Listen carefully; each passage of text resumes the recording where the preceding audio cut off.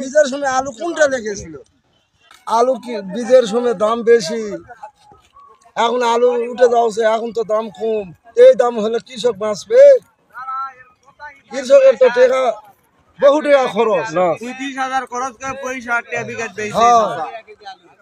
বিঘা ৩৫,০০০ টাকা খরচ করে ৩৫,০০০ টাকা ব্যবসি হবে?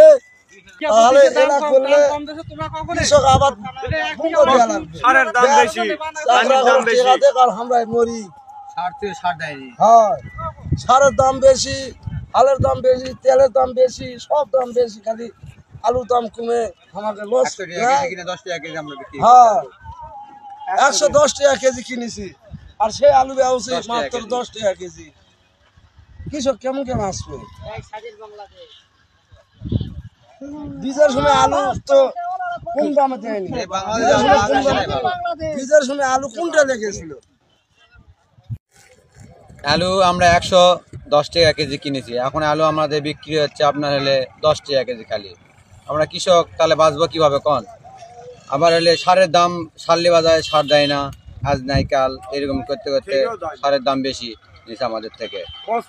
ফসফেট আছে, পটাশ নাই, আবার ড্যাব আছে, পচে ইউরিয়া নাই, এইরকম করে আমাদের কৃষকের থেকে প্রচুর টাকা নিচ্ছে। আমরা বিঘা ৩০-৩৫,০০০ টাকা খরচ করছি, কিন্তু এখন আমাদের আলু তুলে দেখা যাচ্ছে ২০,০০০ টাকা বিক্রি হচ্ছে। আমরা অনেক ঘাটতি খাই যাচ্ছি।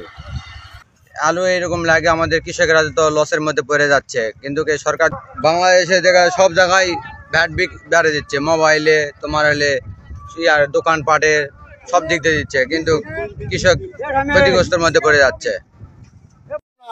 সরকার বড় লোক হোক, আলু আমাকে আলুর খুব লস। ৫,০০০ টাকা মনে আলু কিনেছি, এখন সেই আলু ৪০০ টাকা মন বেচা লাগিচ্ছে। কালকে থেকে ৩৫০ কিনবে।